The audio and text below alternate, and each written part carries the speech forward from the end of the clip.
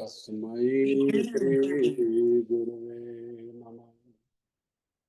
गुरुवे गौरचन्द्राय राधिकाय तदालये कृष्णाय कृष्णभक्ताय तद्भक्ताय नमो नमः। वाञ्छाकल्पतरुभ्यश्च कृपा सिन्धुभ्यैव च पतितानां पावनेभ्यो वैष्णवेभ्यो नमो नमः। नमो महावदन्याय कृष्णप्रेमप्रदायते कृष्णाय कृष्णचैतन्य नामिने गौरतिशे नमः। यं प्रव्रजन्तमनुपेतमपेतकृत्यं द्वैपायनो विरहाकातराजुहाव पुत्रेति तन्मयतया सर्वोऽभिनेदुं स्तं सर्वभूतहृदयं मुनिमानतोऽस्मि। तमादिदेवं करुणानिधानं तमालवर्णं सुहृतवतारम् अपार संसार समुद्रसेतुं भजामहे भागवत स्वरूपम्। नारायणं नमस्कृत्यं नरं चैव नरोत्तमं देवीं सरस्वतीं व्यासं ततो जयमुदीरये। नित्यानन्द नमस्तुभ्यं प्रेमानन्द प्रदायिने कलोकल्मषनाशाय ज्ञानवापतये नमः।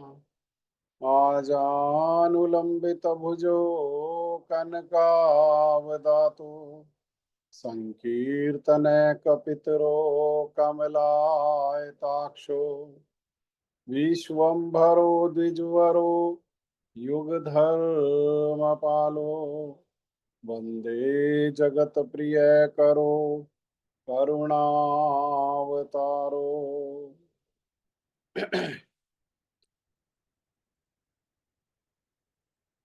हे कृष्ण करुणा सिंधु दीनबंधो जगतपते गोपेश गोपिका कांत श्री राधा कांत नमस्तुते। तप्त कांचन गौरांगी श्री राधे वृंदावनेश्वरी वृषभानुसुते देवी प्रणमामि हरिप्रिया। भक्त्या विनयापराधलक्षे क्षिप्तश्च कामादितरङ्गमध्ये कृपामयि त्वां शरणं प्रपन्ना वृन्दे नमस्ते चरणारविन्दं वृन्दे नमस्ते चरणारविन्दं वृन्दे नमस्ते चरणारविन्दम्। श्री कृष्ण चैतन्य प्रभु नित्यानंद श्री अद्वैत गदाधर श्रीवासादि गौर भक्त वृंद हरे कृष्ण कृष्ण कृष्ण हरे हरे हरे राम राम राम हरे हरे। मैं सबसे पहले मेरे गुरुपाद पद्मा नित्य लीला प्रविष्ट ओम विष्णुपाद परमहंस परिव्राजकाचार्य अस्तोत्र शत युगाचार्य श्री श्रीमद् भक्ति वेदांत श्रील नारायण गोस्वामी महाराज जी के अभय चरणारविंद में अनंत कोटि दंडवत प्रणाम करते हुए उनकी कृपा याचना करता हूँ। तदुपरांत नित्य लीला प्रविष्टोम विष्णुपाद स्तोत्र श्री श्रीमद् भक्ति वेदांत स्वामी महाराज श्रील प्रभुपाद जी के चरण सरोज में अनंत कोटि दंडवत प्रणाम। रूपनुग गुरु परंपरा के चरणों में अनंत कोटि दंडवत प्रणाम। ग्रंथराज श्रीमद् भागवत महापुराण, श्रीमद् भागवत कथा, श्रीमद् भागवत कथा के श्रोता वृंद, वैष्णव वैष्णवी, माता भाई बहन प्रभु, आप सभी को मेरा यथा योग्य प्रणाम। आप सबको श्री रामनवमी महामहोत्सव की बहुत बहुत बधाई। और मुझे आशा है कि आप सभी लोगों ने आज भगवान श्री राम के प्राकट्य दिवस पर उपवास रखा होगा, गुरु की प्रीति के उद्देश्य से, वैष्णवों की प्रीति के उद्देश्य से और भगवान की प्रीति के उद्देश्य से।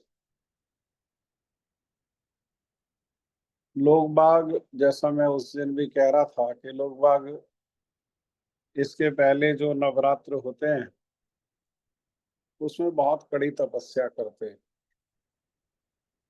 साल भर प्याज खाते हैं लेकिन नवरात्र में प्याज को हटा देते हैं।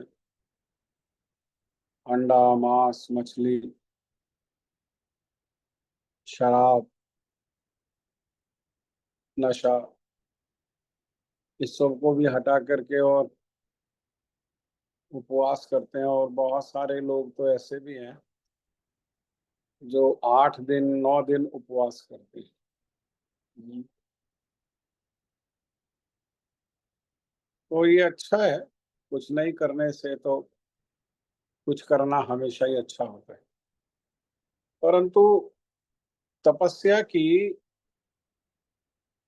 हमारे जो ग्रंथ हैं उनमें बहुत अधिक महिमा नहीं गाई। महाभारत में देवयानी और शुक्राचार्य जी का आपस में जो संवाद है उसमें यही बात को बताया जा रहा है, क्योंकि रामनवमी का जो उपवास है वो है भक्ति, और ये जो 8 दिन में नवरात्रों के जो उपवास है ये है तपस्या। दोनों में भेद है। हम्म। तो तपस्या तो 8 दिन छोड़ो, जन्म जन्मांतर की अगर तपस्या हो तो जन्म जन्मांतर की तपस्या दूसरों पर किए गए क्रोध से सब विनाश हो जाता है। सब विनष्ट हो जाते हैं।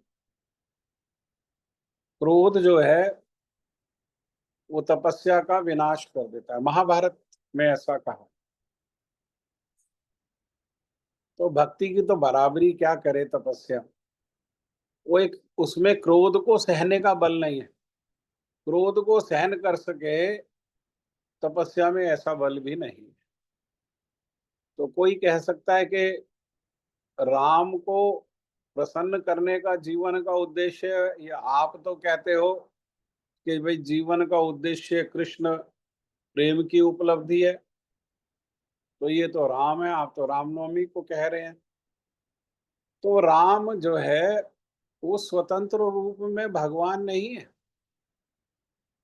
अगर वो स्वतंत्र रूप में राम भगवान होते तो शील जयदेव गोस्वामी पाद जी को दशावतार कीर्तन में ये कहने की आवश्यकता नहीं पड़ती, केशव धृता राम शरीरा जय जगदीश हरे। ये सिद्धांत है, इन सिद्धांतों को हमको ना अपने जीवन में समझना चाहिए। ये समझेंगे तब हम, तत्वों को समझेंगे तब हम जो है जान करके भक्ति को ठीक ठीक से करें।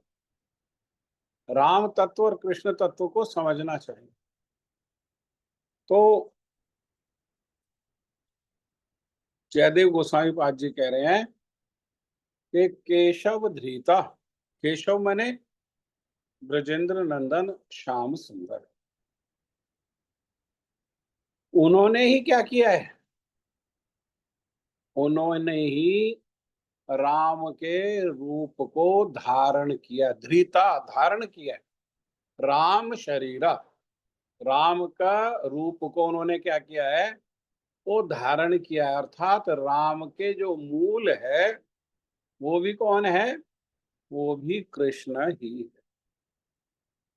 तो रामनवमी को उसी रूप में हमको दर्शन करना चाहिए कि हमारे जो ब्रजेंद्र नंदन श्याम सुंदर हैं, जिनका श्रीमती राधा रानी के केशों को संवारने के कारण नाम है, सुंदर नाम केशव, वही ब्रजेंद्र नंदन श्याम सुंदर जो है वो राम रूप में आकर के और मर्यादा पुरुषोत्तम की लीला कर रहे हैं। राम का दर्शन करते हुए किसको अनुभव होना चाहिए, हमको कृष्ण का ही अनुभव होना चाहिए। आज भी हम यहाँ पर रामनवमी के उत्सव में कथा में यही बात को बता रहे थे कि जैसे सिनेमा का कोई एक्टर है तो एक्टर कितना है, वो एक है। वही एक एक्टर, वही एक कलाकार कभी कुलियों के जैसे कपड़े पहन करके आ जाता है तो कुली कहलाता है, कभी पुलिस का जैसा कपड़ा पहन करके आ जाता है तो पुलिस इंस्पेक्टर हो जाता है। जैसा इसलिए कह रहे हैं कि वो पुलिस का वास्तविक कपड़ा नहीं है, वो तो मंचन करने के लिए उन्होंने पुलिस के जैसा कपड़ा पहना, वो पुलिस नहीं है। हाँ, पुलिस के जैसा उन्होंने मंचन किया।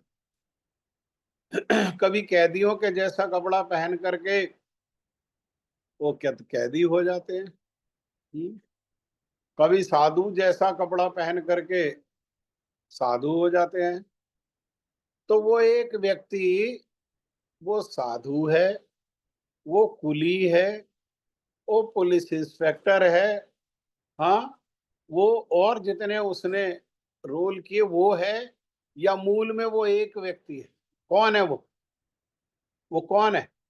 हाँ, उस सिनेमा के नंबरिंग में उसका नाम क्या लिखा जाएगा, उसका नाम कुली लिखा जाएगा, उसका नाम पुलिस इंस्पेक्टर लिखा जाएगा, क्या लिखा जाएगा उसका नाम? जो एक व्यक्ति का नाम है वो अलग अलग सिनेमा में अलग अलग रोल करने पर भी उसका जो वास्तव में जो नाम है वही नाम को लिख, वही नाम देख कर भी लोग क्या बोलेंगे, अरे ये वही है, अरे ये वो है, अच्छा ओ कुली ये बना हुआ है, हाँ, अच्छा इंस्पेक्टर ये बना हुआ है। हाँ, तो कौन है वो मूल? वो मूल कौन है? वो गोविंद है। वो सर्व कारण कारणम है, सब कारणों के वो कारण है, राम के भी वही कारण है। और ये रामनवमी की महिमा केवल इसीलिए नहीं है कि आज के दिन जो है भगवान श्री राम के रूप में प्रकट हुए, केवल इतनी ही महिमा नहीं है,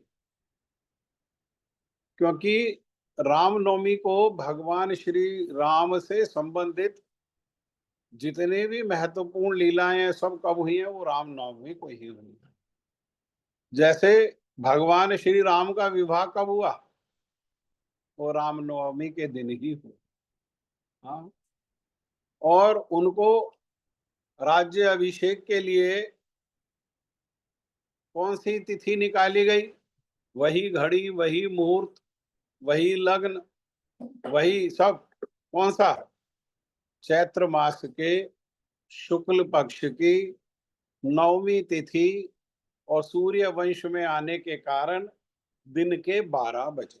हाँ, भगवान श्री कृष्ण चंद्रवंश में, तो चंद्रवंश में आने के कारण चंद्रवंश में प्रकट हुए देवकी और वसुदेव के सामने, चंद्रवंश में आने के कारण वे रात को 12 बजे प्रकट हुए, और वे ही भगवान जो है श्री राम रूप में आए तो वो सूर्य वंश में आए, और सूर्य वंश में आने के कारण वो दिन में 12 बजे प्रकट हुए। हाँ, भय प्रकट कृपाला दीन दयाला कौशल्या हितकारी। वो कौशल्या के सामने प्रकट हो गए। उद्देश्य क्या है? कौशल्या उनकी भक्त है, और अपने भक्त को वात्सल्य रस का आस्वादन कराने के उद्देश्य से, वो अपने भक्त को आनंद देने के उद्देश्य से परित्राणाय साधु नाम, जो भगवत गीता में उन्होंने कहा है, जो श्रील भक्ति विनोद ठाकुर ने भी कहा है, जीवेर कारण आसिया प्रपंचे लीला कैला सुविस्तार गोपीनाथ मम निवेदन सुनो। वे भगवान जो है वो प्रकट हो गए। हाँ, तो रामनवमी को ही उनका विवाह हुआ, रामनवमी के तिथि में ही वे प्रकट हुए, और रामनवमी को ही दिन जो है उनके राज्य अभिषेक का मुहूर्त निकाला गया। और जिस घड़ी में, जिस लगन में, जिस मुहूर्त में उनका अभिषेक होना था, उसी मुहूर्त में, उसी घड़ी में उनको वनवास, वनवास है ना। वो राम क्या है? राम हर परिस्थिति में राजा है। राम कौन है? राम हर परिस्थिति में राजा है। राम तब अवध के राजा नहीं बने तो वन के राजा हुए, सारे वन के राजा। हाँ, उनके सेवकों की अभाव था क्या वन में? उनके शबरी जैसे सेवक वहां वन में। हाँ, और उनका वो कछुआ, हाँ, जो उनके चरणों को धो करके और उनको चरणामृत को पान करना चाहता है, सारे परिवार को लेकर के आ गया। वो उनके सेवकों के अभाव है वहां पर। चित्रकूट में सारे ऋषि मुनि वहां पर एकत्र हो गए, उनको अभाव है कोई? वो सारे, वो जिस परिस्थिति में भी रहते हैं वो क्या है? वो राजा ही है। तो उनके लिए तो कोई भेद नहीं है। हमारे दृष्टि में दोष है, ओहो राम को कितना कष्ट हो गया, और उस कष्ट के कारण क्या करना पड़ा उनको? अयोध्या के राजा को, राजा का पद त्याग करके और वनवासी होकर के वन में जाना पड़ा। अरे भाई, वो वन के राजा बन गए, सारे वन के राजा। हाँ, और अब यहाँ पर यह प्रश्न होता है कि बहुत महत्वपूर्ण प्रश्न है कि वो जब उनको वनवास रामनवमी के दिन हुआ और 14 वर्ष का वनवास हुआ, और राम कैसे हैं? राम मर्यादा पुरुषोत्तम है, सब मर्यादाओं को पालन करने वाले, सारी मर्यादाओं को। और संसार में आए किस उद्देश्य से भगवान श्री कृष्ण राम रूप में? ये बताने के उद्देश्य से ही कि सब संबंधों की, सारे पदों की मर्यादा है, उस मर्यादा का पालन कैसे करना है। तो हर संबंध की अपनी मर्यादा है, हर पद की अपनी मर्यादा है। जैसा कितने सुंदर रूप में उन्होंने दो मर्यादाओं को एक साथ इतनी विपरीत परिस्थिति में पालन किया। एक राजा की मर्यादा को पालन किया, और एक सीता के पति की मर्यादा को पालन किया। एक धोबी के कहने पर और प्रजा में ये चर्चा होने पर कि सीता जो है जार पुरुष के घर में रह करके आई है, और फिर भी राम ने क्या किया? राम ने उसे स्वीकार कर लिया। और राम तो राजा है, तो श्रेष्ठ लोग जैसा जैसा आचरण करते हैं वैसा ही नीचे आचरण करेंगे, बाकी लोग आचरण करेंगे। तो ये तो अधर्म है, तो ये अधर्म का प्रचार हो जाएगा, अधर्म का आचरण हो जाएगा। भगवान राम ने राजा होने पर क्या किया? राजा की मर्यादा को पालन किया, और राजा की मर्यादा को पालन करते हुए उन्होंने क्या किया? रानी सीता, ध्यान से सुने, रानी सीता को त्याग दिया। रानी सीता का उन्होंने त्याग कर दिया। परंतु कुछ समय बाद भगवान श्री राम ने गुरुजी से कहा, वशिष्ठ मुनि से, कि यज्ञ करना चाहिए। तो वशिष्ठ मुनि ने कहा, ये तो बहुत सुंदर विचार है यज्ञ करना, तो क्योंकि त्रेता में भगवान जो है रामलीला कर रहे हैं त्रेता युग में, और त्रेता का धर्म है यज्ञ, तो यज्ञ करना चाहिए। परंतु यज्ञ करोगे कैसे, क्योंकि तुम तो आधे हो। आधे मतलब आधा अंग हो, अर्धांगिनी। जो आधा अंग है वो तो है नहीं। तो उन्होंने कहा इसका फिर उपाय क्या है। तो उपाय ये है कि भाई तुम क्षत्रिय हो, और क्षत्रिय राजा तो अनेकों अनेक विवाह करते हैं। तुम्हारे पिताजी ने भी, ध्यान से सुनो, 360 विवाह किए। हाँ, तुम्हारे पिताजी ने भी कितना विवाह किए, 360 विवाह किए। ये सब प्रमाण वाल्मीकि रामायण से मैं बता रहा हूँ। 360 विवाह किए। 360वां विवाह किससे हुआ, अंतिम विवाह 360वां विवाह जो है वो महारानी कैकई के साथ। तो तुम भी विवाह कर लो। तो राम ने कहा कि ये संभव नहीं। क्यों, क्योंकि उन्होंने विवाह पश्चात सीता जी का जब मुख दर्शन किया, तो मुख दर्शन में ही उन्होंने भेंट स्वरूप एक वचन दे दिया। वो वचन क्या दिया कि क्षत्रिय राजा अनेकों अनेक विवाह करते हैं, परंतु मैं दशरथ नंदन राम, हाँ, तुम्हें वचन देता हूं कि मैं पूरा जीवन एक पत्नी व्रत का निर्वाह करूंगा। और इनका जो कुल है वो साधारण कुल नहीं है, वो रघुकुल है। इसीलिए रघु नंदन भी कहते हैं राम को। रघुकुल में आने के कारण, जैसे यदुवंश में आने के कारण भगवान श्री कृष्ण का एक नाम यदु नंदन है, यदुओं के नंदन, ऐसे ही रघु नंदन। हाँ, तो ये रघुवंश है, और रघुवंश की मर्यादा है। वो क्या मर्यादा है कि रघुकुल रीत सदा चली आई, और प्राण जाए पर वचन नहीं जाए। प्राण जा सकता है, जैसे दशरथ ने प्राण तो त्याग दिया, लेकिन भगवान बेटा होते हुए भी अपने वचन को नहीं त्यागा। रघुकुल की मर्यादा को उन्होंने क्या किया, उन्होंने पालन किया।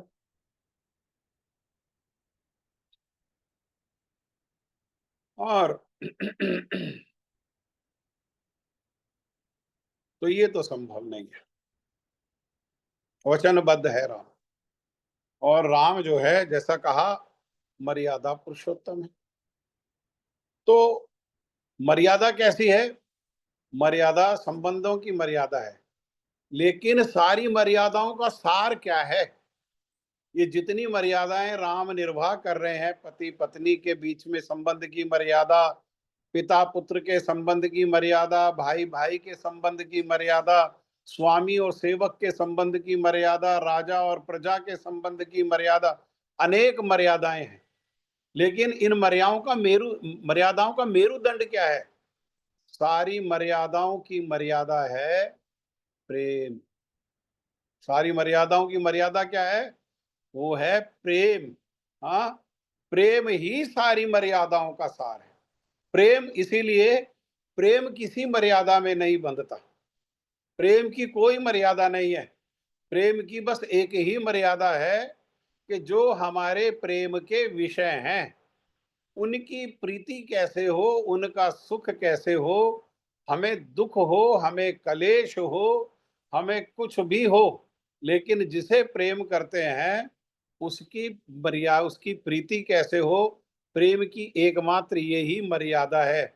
इसीलिए भरत जी को, जब भरत गए भगवान श्री राम को लौटाने के लिए चित्रकूट में, हाँ, और उस समय कोई सामना, भरत के जो प्रेम की जो भावना है उसको कोई सामना ही करने में सहन नहीं था। तो तब जनक महाराज को बना दिया कि ये निर्णय करेंगे। क्यों, क्योंकि ये पक्षपात नहीं कर सकते। कारण क्या है, कारण ये कि दोनों ही दामाद है, दोनों से संबंध है। राम भी दामाद है और भरत भी क्या है, वो भरत भी दामाद है। दोनों से संबंध है, तो दोनों दोनों के संबंध का भेद नहीं है। हाँ, अन्यथा जनक महाराज जी के ऊपर भी लांछन लग जाता कि इन्होंने भेदपूर्ण निर्णय किया है, इन्होंने भरत के प्रेम का सम्मान नहीं किया। अगर भरत के विरुद्ध निर्णय करते और राम के विरुद्ध निर्णय करते तो ये कहते लोग लगाते कि राम की मर्यादा को सम्मान नहीं किया। लेकिन दोनों ही दमाद है और वैदेही है, जिन्हें वैदेही मतलब अपनी देह से भी वैराग्य, जिनको अपनी देह में भी कोई आसक्ति नहीं है। हाँ, अपने देह में भी कोई आसक्ति नहीं है।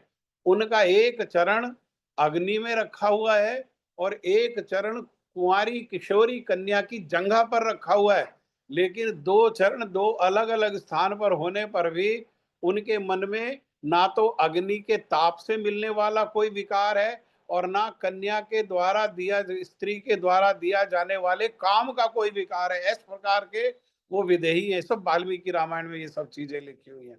वो इस प्रकार के विदेही हैं। हाँ, इसीलिए सीता का एक नाम है वैदेही, विदेही की पुत्री वैदेही। हाँ, सीता जी का एक नाम है। तो उन्होंने निर्णय किया, तो उन्होंने निर्णय करते हुए क्या कहा? उन्होंने निर्णय करते हुए प्रारंभ में ही कह दिया कि राम की मर्यादा परास्त हुई और भरत का प्रेम जीत गया। क्योंकि प्रेम की कोई मर्यादा ही नहीं है, प्रेम किसी मर्यादा में नहीं बंधता, प्रेम स्वतंत्र है। प्रेम को ही भक्ति कहते हैं। भक्ति स्वतंत्र है, भगवान स्वतंत्र है और भगवान के भक्ति करने वाले भक्त जो है वो भी कैसे हैं? वो भी स्वतंत्र है। हाँ, वो भी स्वतंत्र है। सारा संसार बंधा हुआ है, लेकिन भगवान के भक्त कैसे हैं? भगवान के भक्त जो है वे स्वतंत्र हैं। तो प्रेम की कोई मर्यादा नहीं है। हाँ, और ये मर्यादा में मर्यादा पुरुषोत्तम है। तो मर्यादा आज परास्त हो गई और प्रेम क्या हुआ? प्रेम जीत गया। लेकिन प्रेम विजयी होने पर भी, प्रेम की कोई मर्यादा नहीं होने पर भी एक मर्यादा है कि भरत के प्रेम के विषय राम है। जिसमें राम की प्रीति है, जिसमें राम का सुख है, भरत का वही कर्तव्य है।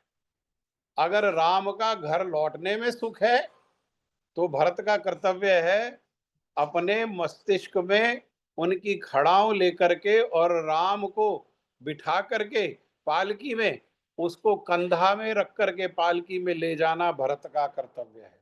और अगर उनका वन में रहने में प्रीति है, वन में रहने में सुख है, तो भरत का क्या कर्तव्य है?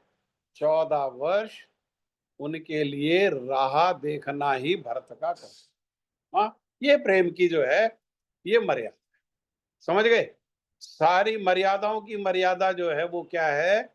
वो प्रेम है। इसलिए भरत के प्रेम के आगे राम की सारी मर्यादाएं परास्त हो गई, क्योंकि सारी मर्यादाओं का सार जो है वो प्रेम है। परंतु प्रेम की कोई मर्यादा नहीं होते हुए भी ये मर्यादा है कि प्रेमी का सुख किसमें है, प्रेमी का आनंद किसमें है, वही कर्तव्य है। हाँ, वही कर्तव्य है ना।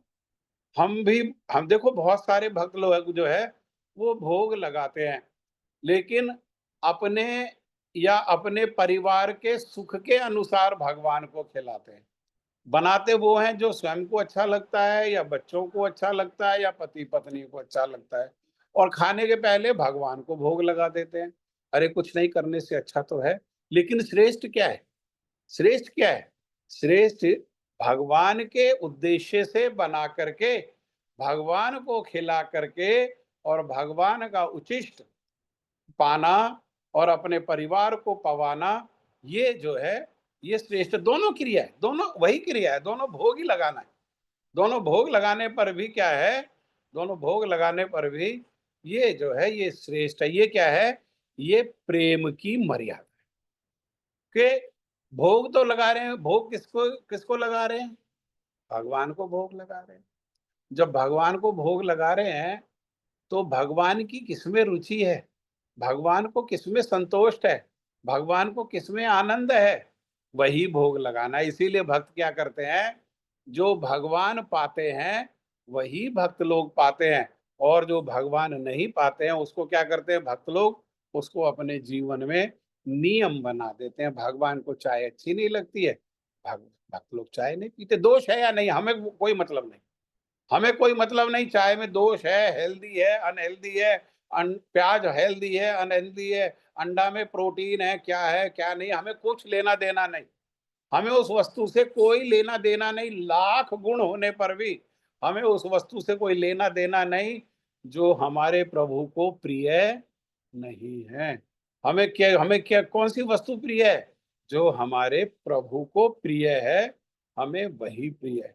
जो हमारे प्रभु को प्रिय नहीं है, जिनके प्रिय न राम वैदेही, जिनको सीताराम प्रिय नहीं, त जियता है कोटि बैरी सम, यद्यपि परम स्नेही। है ना? कितना ही स्नेह भक्ति भी करेंगे, भगवान की सेवा भी करेंगे, और एक टाइम चाय पिएंगे, एक टाइम चाय पीते हैं प्रभु जी। है ना? हाथी ने खूब स्नान किया, दिन भर जल में पड़ा रहा, और बाहर निकलते ही क्या किया? बाहर निकलते ही उसने जितनी धूल थी वो अपने सारे शरीर पर डाल। इसको कहते क्या कहेंगे? इसको कहते शास्त्र में कहा कुंजर स्नान। कुंजर माने हाथी, हाथी का स्नान। ये क्रिया कैसी है? ये क्रिया जो है ये हाथी का स्नान जैसी है। हाँ? भगवान से स्वतंत्र नहीं होकर के। तो सारे मर्यादा समझ गए? सारी मर्यादाओं की मर्यादा क्या है? वो प्रेम है। और प्रेम की मर्यादा क्या है? प्रेम की मर्यादा है प्रेमी का सुख के अनुसार ही कर्तव्य है। हाँ? प्रेमी को जो कष्ट देने वाला है, जो उनको कष्ट तो छोड़ो, जो सुख देने वाला नहीं है, वो हमारा कर्तव्य ही नहीं है, उससे हमारा कोई संबंध ही नहीं है। हमारा संबंध किससे है? जो हमारे प्रेमी, हमारे प्रेम के विषय जो भगवान है, उनको जो सुख प्रदान करने वाला है वही। तो उन्होंने कहा कि ये तो संभव नहीं है, विवाह तो नहीं हो सकता, और कोई उपाय है? तो तब बहुत विचार करके क्या किया?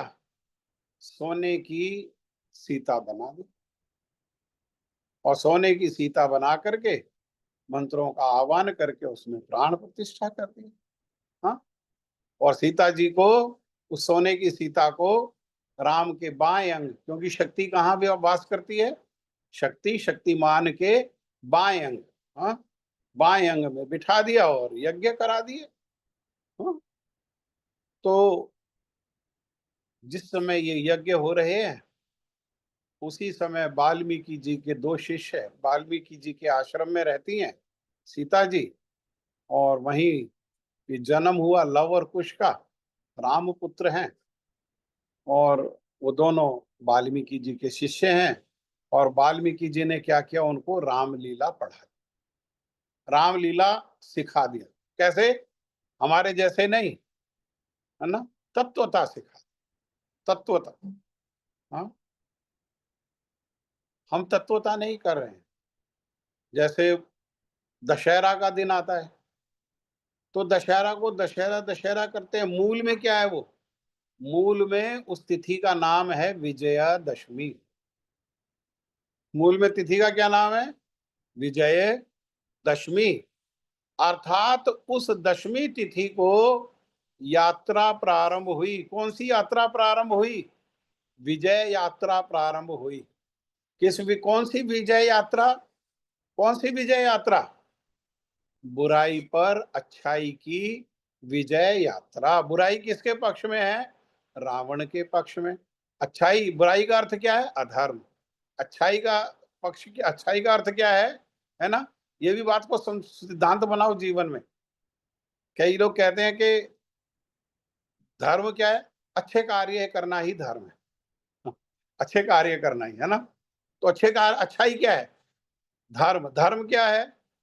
धर्म तो साक्षात भगवत प्रणीतम, भगवान और भगवान के भक्तों के द्वारा आदेश उपदेश का अपने जीवन में पालन ही क्या है? यही धर्म है। इसको छोड़ करके और कोई धर्म नहीं। और आदेश उपदेशों का सार क्या है? आदेश उपदेशों का सार जो है वो श्रील नरोत्तम दास ठाकुर बता रहे हैं कि क्या धर्म है वास्तव में, विशेषकर इस कलयुग में क्या धर्म है, नरोत्तम दास ठाकुर बता रहे हैं। तो नरोत्तम दास ठाकुर कीर्तन में कह रहे हैं, ध्यान से सुने आप लोग, नामे रुचि जीवे दया वैष्णव सेवा। धर्म के 3 अंगों को पालन करने के लिए कह रहे हैं। नामे रुचि, जीवे दया, वैष्णव सेवा, एई छाड़ नहीं कोई धर्म सनातन। यही धर्म है। कलयुग में क्या धर्म है? नामे रुचि, जीवे दया, वैष्णव सेवा। हाँ, तो कथा कथा कथा सुन रहे हैं हम। कथा का उद्देश्य क्या है? कथा का उद्देश्य नामे रुचि, नामे रुचि। कथा का उद्देश्य वैष्णव सेवा। कथा का उद्देश्य जीवे दया। जीवे दया कहां से प्रारंभ होगी? अपने जीव से प्रारंभ, अपने जीव से ही प्रारंभ होगी। हाँ, दया। और संसार में हम लोग कैसे रह रहे हैं? संसार में हम लोग कैसे रह रहे हैं? तो श्रील भक्ति वेदांत स्वामी महाराज, श्रील प्रभुपाद जी बहुत सुंदर उदाहरण से बताते हैं कि संसार में हमारी स्थिति कैसी है। हमारी स्थिति ऐसी है कि एक बकरा को कसाई काट रहा है और एक बकरा जो है कट करके उल्टा लटका हुआ है कसाई की दुकान पे, है ना? ऐसा देखा है आप लोगों ने? कसाई की दुकान में बकरा को काट करके उसकी खाल हटा करके उल्टा करके लटका देते हैं, और एक बकरा को काट रहा है। लेकिन एक बकरा बाहर वहीं कसाई की दुकान के बाहर बंधा हुआ है, उसको कसाई ने हरी घास डाल दी।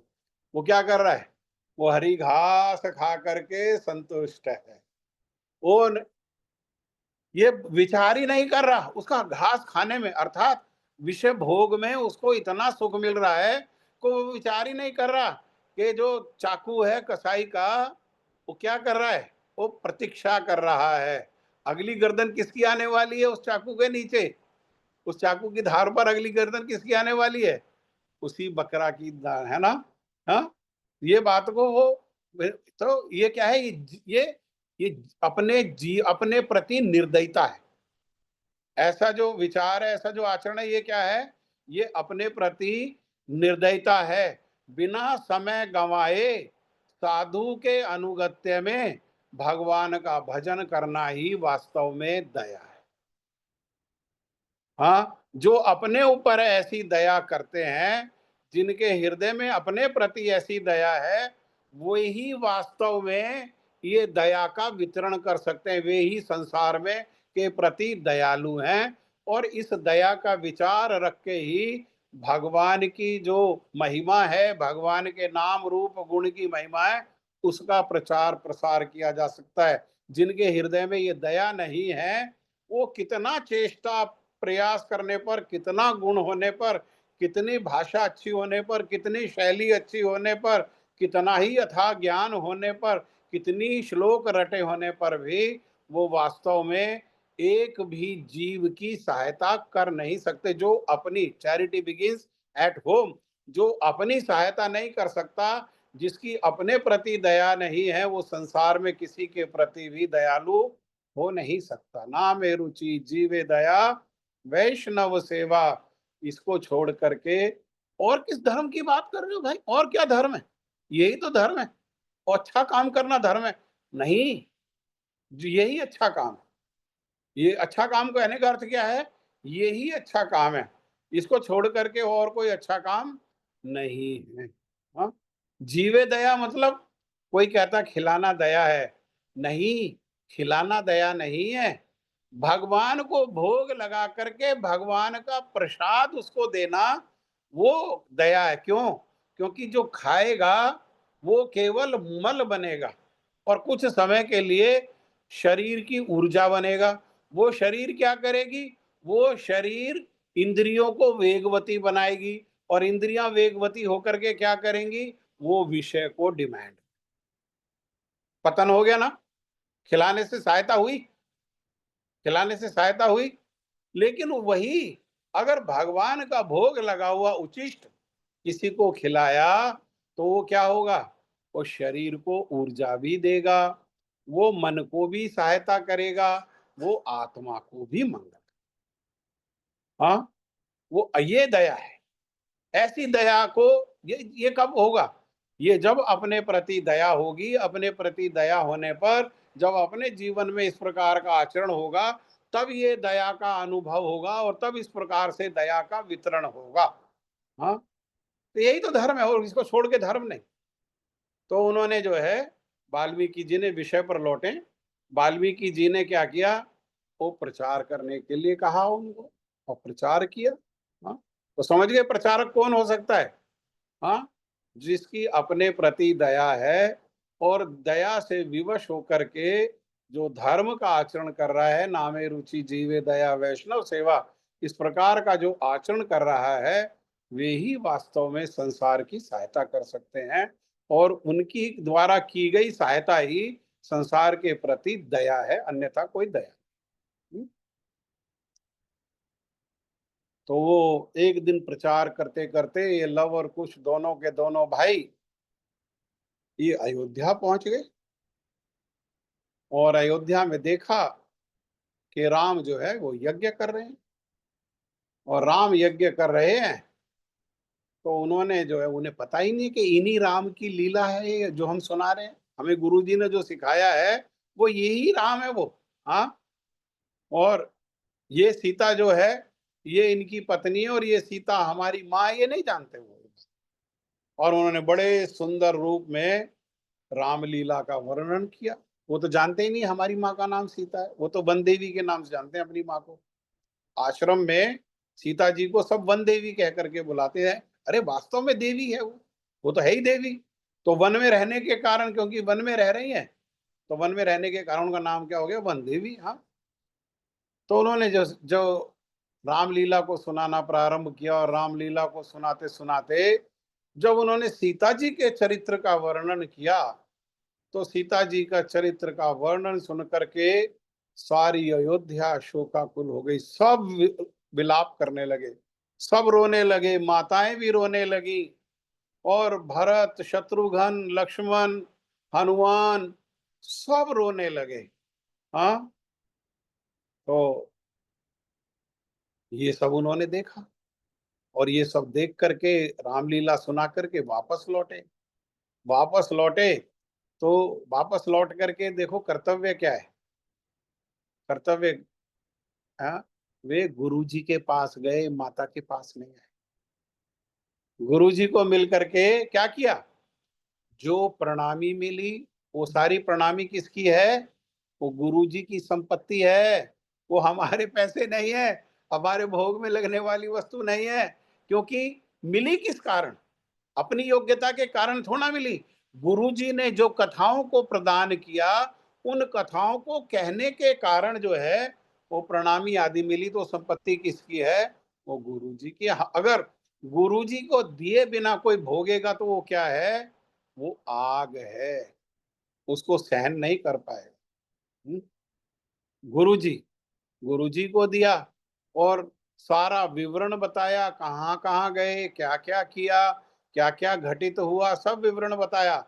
और गुरु जी से मिलने के बाद सीता जी को मिलने के लिए गए और सीता जी को मिलकर के कहा कि मैया मैया, आज हम अयोध्या गए थे और अयोध्या गए तो हमने एक विशेष बात देखी मैया। तो सीता जी ने विस्मय से पूछा, सीता जी को तो स्मरण हो गया, है ना, कंठ अवरुद्ध हो गया और बिल्कुल आंख से आंसू टपकने वाला है। लेकिन बेटा है तो बेटा फिर आंसू का कारण पूछेंगे। तो जैसे तैसे अपने अपने धैर्य को धारण करते हुए, क्योंकि धीरज धर्म मित्र और नारी आपतकाल परखिए चारी, हमारे धैर्य की और हमारे धर्म की परीक्षा भी विपरीत परिस्थिति में होती है। एक एक क्रिया जो है वो शिक्षा है। हाँ, तो धैर्य धारण करते हुए सीता जी ने विस्मय से पूछा, क्या देखा? हाँ, क्या देखा? तो उन्होंने कहा, मैया, हमने जब रामलीला को सुनाया और सीता जी के चरित्र का वर्णन किया, तो वो सबके सब लोग विलाप करने लगे, सब लोग रोने लगे, सारी अयोध्या रो रही थी। और एक और विशेष बात को देखा, मैया, राम जब यज्ञ कर रहे थे तो उनके बराबर में एक सोने की मूर्ति बनी हुई थी। वो सोने की मूर्ति की शक्ल और आपकी शक्ल दोनों जो है बिल्कुल एक जैसे, दोनों में कोई भेद ही नहीं भैया। हाँ, दोनों में कोई भेद ही नहीं। हाँ, सीता जी समझ गई कि राम यज्ञ कर रहे हैं, तो राम दूसरी पत्नी को लेकर के किसी और से विवाह करके यज्ञ नहीं कर रहे। राम सीता जी की ही मूर्ति बना करके और उस मूर्ति को यज्ञ कर रहे। केवल मूर्ति को रख करके यज्ञ नहीं करते हैं। मूर्ति को यज्ञ करने के बाद मेरा गुरुजी ने बताया, वो अपना घर में, बंगाल में घर कहते हैं कमरा को, रूम को कहते हैं घर, हाँ, अपना कमरा में ले गए और सारी सारी रात सीता जी के सामने विलाप करते हैं। सारी सारी रात सीता जी के सामने वे रोते हैं। सारी सारी रात सीता जी को स्मरण करते हैं। और इसीलिए एक बार प्रभु श्री राम नवद्वीप में जब परिक्रमा करते हुए अंतिम दिन जाते हैं, तो वहां पहुंचने पर श्रीला वृंदावन दास ठाकुर जी का स्थान, वहां पर भगवान राम सीता जी को यही बात कह रहे हैं कि इस जन्म में क्या करूंगा, इस जन्म में मैं तुम्हें, इस लीला में मैं तुम्हें वन में भेज दूंगा और तुम्हारी मूर्ति बना के, किसकी, सोने की मूर्ति बना करके, और तुम्हें अपने घर में रख करके उस मूर्ति का मैं पूजन करूंगा, उसका अर्चन करूंगा और मैं विलाप करूंगा, विरह वेदना में मैं तड़पूंगा। लेकिन अगली बार जब लीला होगी, कब, श्रीमन चैतन्य महाप्रभु के रूप में, तब तुम्हें वन नहीं जाना पड़ेगा, मैं वन में चला जाऊंगा और तुम मेरी काष्ठ की, काष्ठ माने लकड़ी, लकड़ी की मूर्ति बना करके और विरह वेदना में तुम उसका अर्चन करोगी, तुम उसका पूजन करोगी और उसके सामने क्रंदन करोगी, विलाप करोगी। ये राम के रूप में भविष्यवाणी कर दी थी भगवान ने पहले ही। हाँ, पहले ही भविष्य। तो सीता जी ने जब ये बात को सुना, सीता जी ने जब ये बात को सुना, तो सीता जी ने कहा कि राजा राम ने रानी का त्याग किया, लेकिन सीतापति राम ने सीता का त्याग नहीं किया। दोनों, हाँ, दोनों मर्यादाओं को कितना सुंदर रूप में, कितना सुंदर रूप में उन्होंने दोनों की दोनों मर्यादाओं को पालन किया, दोनों मर्यादाओं का पालन। तो वन में कब गए, हाँ, पीछे चलो जहां से हमने प्रारंभ किया था। वन में कब गए, राम नवमी के दिन है, और विजय यात्रा हुई उस दिन। रावण कुंभकर्ण मेघनाथ मारे नहीं गए, उस दिन युद्ध की तैयारी हुई और प्रभु राम को सेनापति नियुक्त करके, राम को सेना अध्यक्ष बना करके, उनके अनुगत्य में सारी सेना को एकत्र करके वो विजय यात्रा जो है प्रारंभ हुई। उसके बाद तो सेतु बंधन हुआ, उसके बाद तो भगवान ने शिव जी की स्थापना करी, रामेश्वरम जिसे कहते हैं, राम ही जिनके ईश्वर हैं, हाँ, ऐसे रामेश्वर की जो है उन्होंने स्थापन किया। समय है ना, अभी हुआ तो नहीं समय, दो नौ ही पचास मिनट, है। 10 बजने में 2 मिनट बाकी है। आप लोग बोलते ही नहीं हो। हाँ, चलो जब करो, फिर इसके आगे की कथा आगे बताए, ठीक।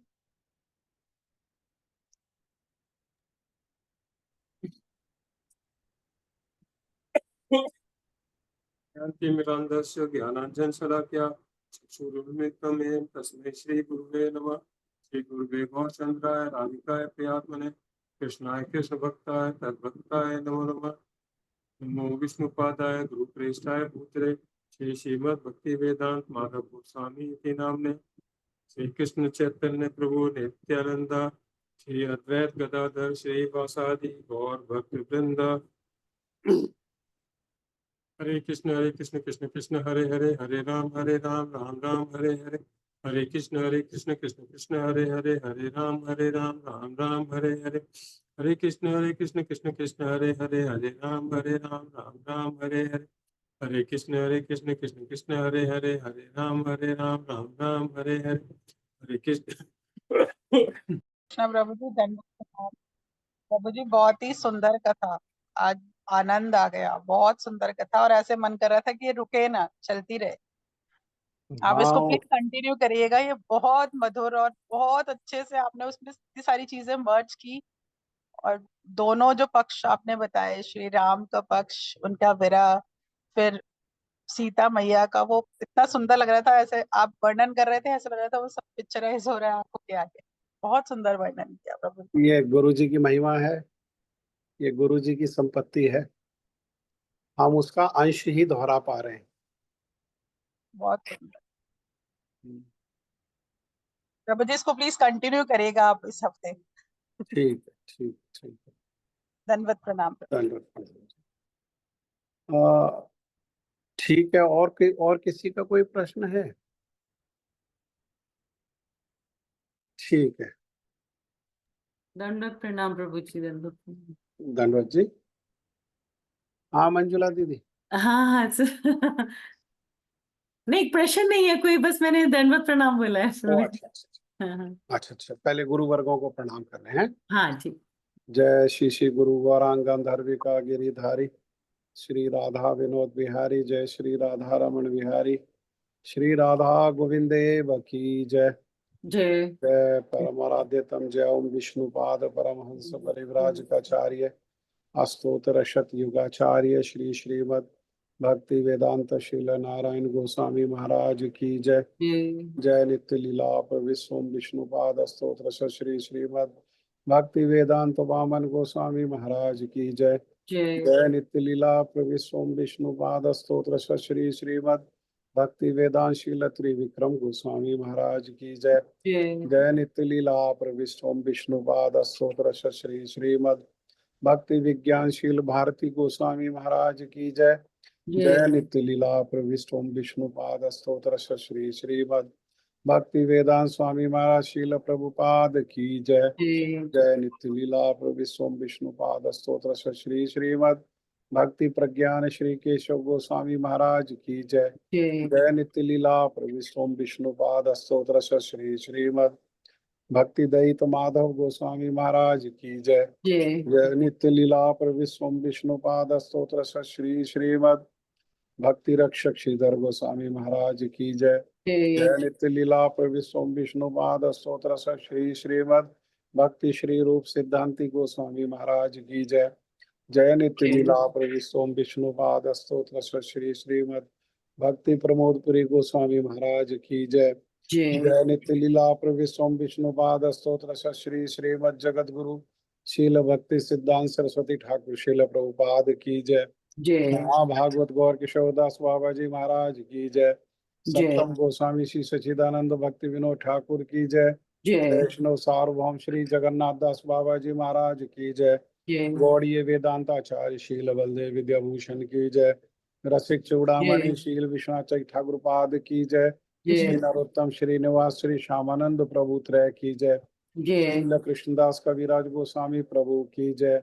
जय श्री रूप सनातन भट्ट रघुनाथ श्री जीव गोपाल भट्टदास रघुनाथ षड गोस्वामी प्रभु की जय। श्री स्वरूप दामोदर श्री राय रामानंद आदि गौर पार्षद वृंद की जय। श्री रामाचार्य हरिदास ठाकुर की जय। अनंत कोटि वैष्णव वृंद की जय। रूप अनुपुर वर्ग की जय। स्वपरिक श्री गौर हरि की जय।